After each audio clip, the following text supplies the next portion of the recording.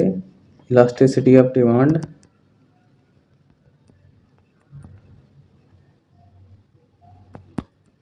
और इसके टाइप्स कौन कौन से होते हैं वो आज हम पढ़ेंगे। इससे पहले मैंने पढ़ाया कि डिमांड के बारे में, demand schedule, law of demand, demand function, ये सब पिछली वीडियो में मैंने पढ़ा चुका है, उसको जाके देख लेना, फिर ये पढ़ने आना। और इसका नोट्स चाहिए तो वेबसाइट पे जाके एक बार विजिट कर लेना। तो इसमें हम देखते हैं इलास्टिसिटी का कॉन्सेप्ट क्या होता है।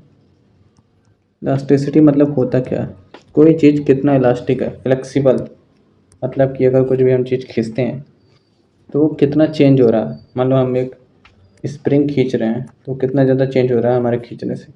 तो ऐसे ही डिमांड में भी कि रिस्पॉन्सिवनेस क्या है इसकी, रिस्पॉन्सिवनेस ऑफ डिपेंडेंट वेरिएबल, जो कि हमारा डिमांड है, to the given change in independent variable, that is हमारा प्राइस या इनकम ऑफ द कंज्यूमर और price of a commodity other than the commodity, ये भी हम ले सकते हैं कोई भी। मतलब कि यहाँ पे जो डिपेंडेंट वेरिएबल क्या हमारा वो डिमांड है, और वो डिपेंड किस पे कर रहा है, इंडिपेंडेंट वेरिएबल जो कि प्राइस है। प्राइस चेंज करेंगे तभी डिमांड हमारा बढ़ता घटता है। तो इलास्टिसिटी का हम एक डिफिनेशन क्या ले लें कि इट मेजर्स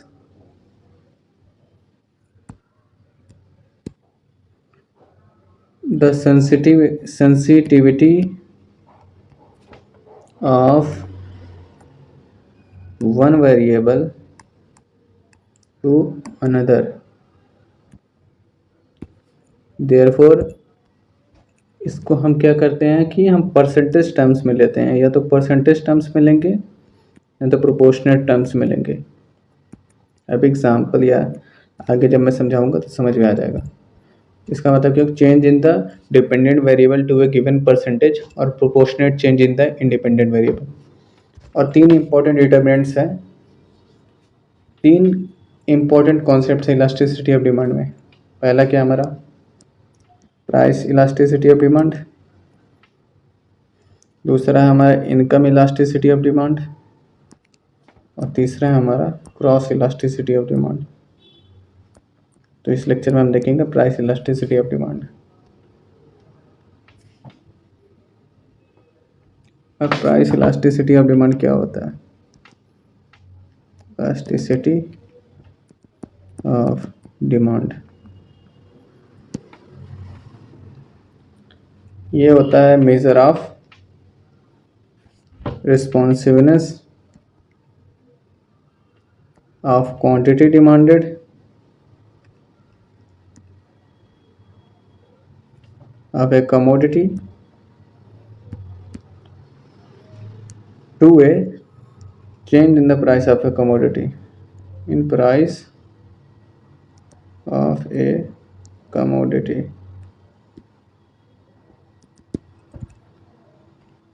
तो इसमें हम क्या प्रोपोर्शनेट चेंज लेते हैं, प्रोपोर्शनेट चेंज लेंगे या परसेंटेज चेंज लेंगे।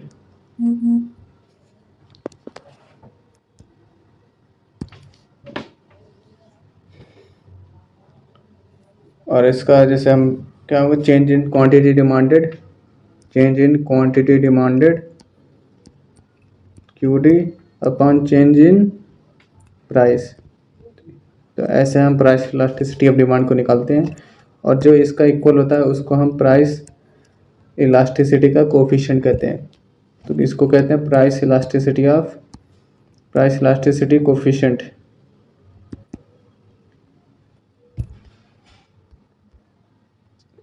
और डिटेल में अगर इसको देखें तो ये होता है EP equal to proportional change in QD मतलब क्वांटिटी डिमांडेड, और प्रोपोर्शनल चेंज इन प्राइस। अब चेंज को हम डेल्टा से वो करते हैं, तो हमारा प्रोपोर्शनेट चेंज इन क्वांटिटी क्या होगा, इसको हम क्या लिख सकते हैं, Q delta Q upon Q, और इसको हम क्या लिख सकते हैं, delta P by P. Del जहाँ जब भी साइन आता है तो मतलब कि चेंज के बारे में हम बता रहे हैं। तो क्या होगा, यहाँ पे बीच में क्या आएगा, डिवाइड आ जाएगा, क्योंकि ये ऊपर वाला जो पोर्शन है उसको नीचे वाले पोर्शन से हम डिवाइड करते हैं, और जब ये डिवाइड का सिंबल हम हटाते हैं तो यहाँ पे क्या आता है, जो मल्टीप्लाई का सिंबल आता है, तो ये जो डिनोमिनेटर में है वो ऊपर चला जाएगा और न्यूमरेटर वाला नीचे चला जाएगा। तो ये हमारा निकल गया प्राइस इलास्टिसिटी का कोफिशिएंट का फार्मूला।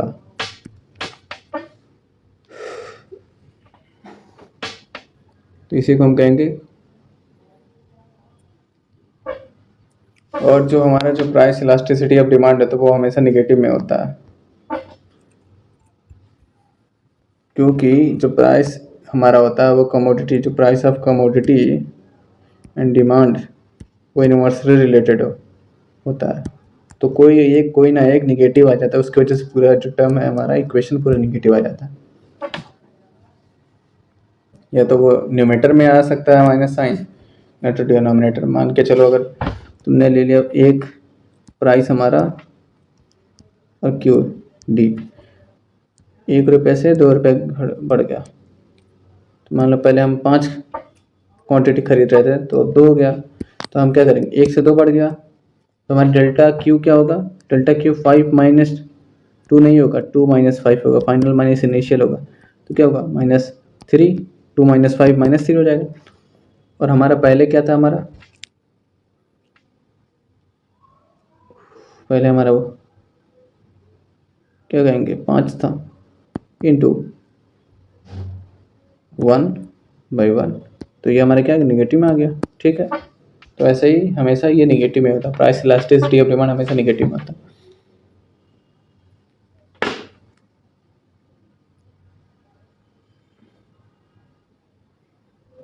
ये जो P और Q होता है सिर्फ वो ओरिजिनल प्राइस है, ओरिजिनल डिमांड है, यहाँ पे ओरिजिनल डिमांड है या ओरिजिनल प्राइस है। ठीक है, delta Q change in demand, change in price. अब देखते हैं कुछ टर्म्स, इंटरप्रिटेशन देख लें कि क्या क्या हो सकता है इसकी वैल्यू, प्राइस इलास्टिसिटी कोफिशिएंट की वैल्यू क्या क्या हो सकती है।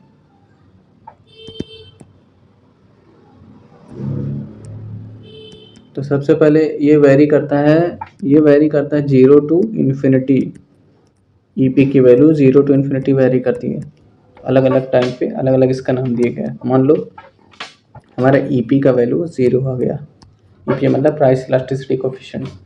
ये तब होता है जब quantity demand does not change with the change in the price of commodity, मतलब कि अगर क्वांटिटी डिमांड नहीं चेंज हो रहा है क्वांटिटी प्राइस के, मतलब अगर ये चेंज कर रहे हैं तो ये चेंज नहीं हो रहा, ठीक है, ये चेंज ही नहीं हो रहा, इससे कोई मतलब ही नहीं पड़ा है इससे।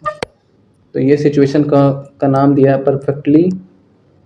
परफेक्टली इनइलास्टिक, मतलब कि इनइलास्टिक है ये डिमांड, इससे कोई फ़र्क नहीं है, रिस्पॉन्सिवनेस नहीं शो कर रहा। और ग्राफिकली इसको हम वर्टिकल स्ट्रेट लाइन से डिनोट करेंगे। वर्टिकल स्ट्रेट लाइन दिखाएं कैसे होगा, इस टाइप का कुछ, मान लो ये प्राइस है, ये क्यू डी हमारा, तो ये हमारा ये जो होगा ये डिमांड हमारा है, ये वर्टिकल स्ट्रेट लाइन है, क्योंकि प्राइस अगर हम बढ़ा भी रहे हैं, मान लो यहाँ प्राइस था तब भी डिमांड इतना है, यहाँ प्राइस है ये तब भी डिमांड इतना है, यहाँ प्राइस हो गया तब भी डिमांड इतना है, तो यहाँ पे डिमांड चेंज नहीं हो रहा। तो ये किस टर्म में होगा, परफेक्टली इनइलास्टिक। अब दूसरा हम देखेंगे, जब EP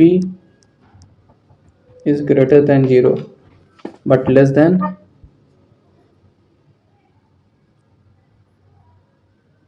क्या होगा, EP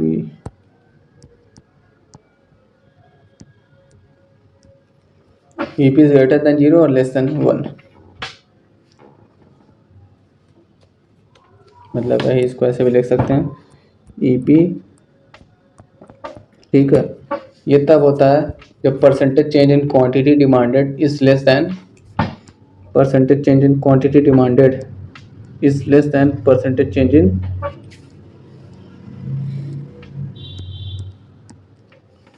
percentage change in price.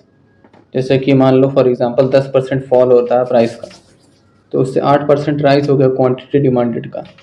तो इसे इंडिकेट किया this type of demand is called less unit elastic.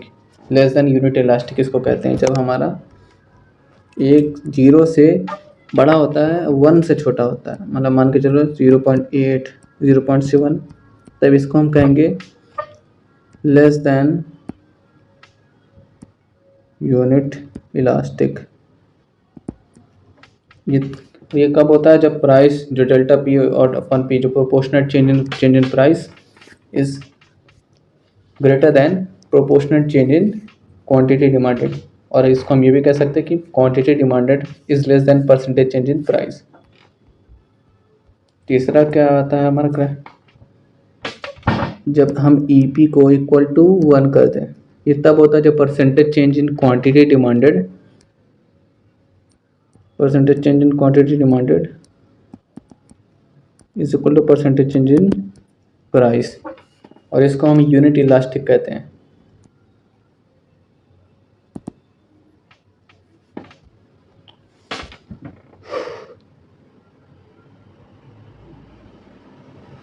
ये यूनिट इलास्टिक होता है कि मान लो अगर 10% चेंज हो रहा है प्राइस में तो 10% चेंज होगा क्वांटिटी डिमांड में, तब ये यूनिट इलास्टिक के उसमें आ जाता है, कंडीशन में आ जाता है।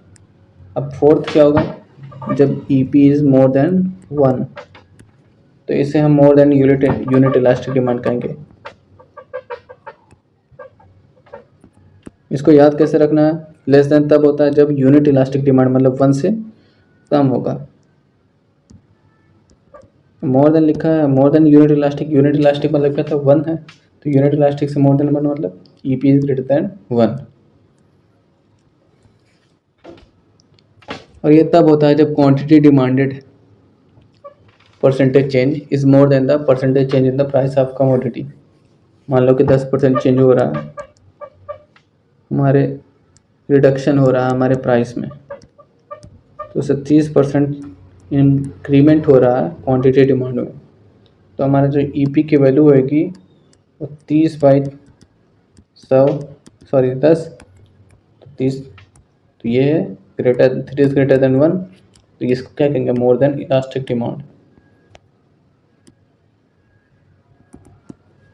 और लास्ट वाला क्या है, E P is equal to infinity. ये परफेक्टली इलास्टिक डिमांड के कैटेगरी में आता है।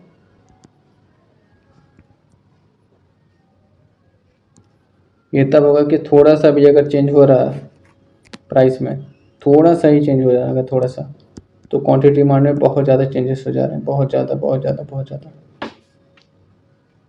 मतलब कि when A small change in price results in infinite change हो जा रहा है क्वांटिटी डिमांड में, तब इस कंडीशन में आता है which is it is not possible to determine that quantity that would be demanded at a given price।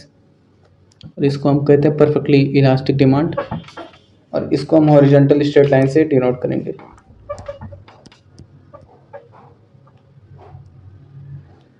तो प्राइस इतना यही है, डिमांड बढ़ते जा रहा है, तो थोड़ा सा भी चेंज हो तब भी डिमांड, प्राइस वहीं के वहीं है लेकिन डिमांड बढ़ते जा रहा है, ठीक है, तो इसको यही कहेंगे। अब आता है interpretation of price elasticity of demand. मान लो कोई वैल्यू है, ईपी की वैल्यू दी है हमारी, ईपी इज 1.2, तो हम क्या कहेंगे कि जो क्वांटिटी डिमांड है उसकी value percentage is more than the percentage of price change, क्योंकि ईपी की वैल्यू ग्रेटर देन 1 है, तो ये क्या है, more than unit elastic category में आएगा।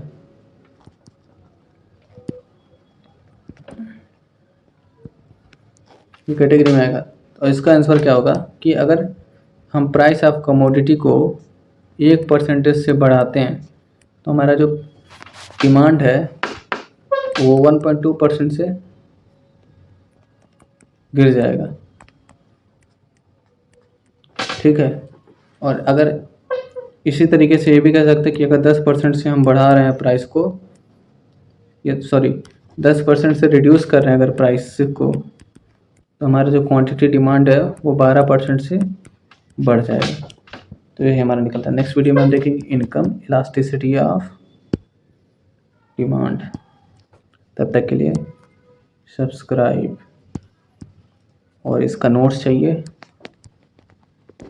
तो वेबसाइट पे जाके देख लो, वहाँ मिल जाएगा।